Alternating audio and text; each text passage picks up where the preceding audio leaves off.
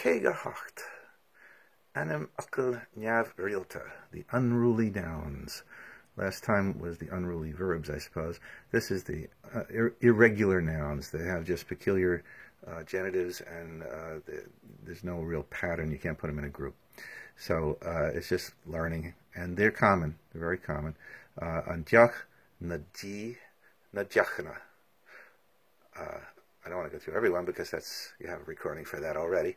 But you can also get context for these. Like there's some songs like O Vanity, Kein Woordchenort, that gives you ban, and T, which is the genitive of Czech, which is house, which is all good stuff to remember.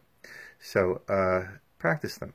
Now, you do see that they have their own peculiar things. And therefore, I pronounce that R coming before the vowels. Most people, I think, do it that way. Nadrefer, so that's the genitive. Nadreforge.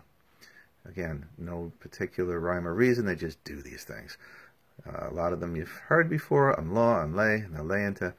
Laba, the B becomes a related consonant P in the other forms.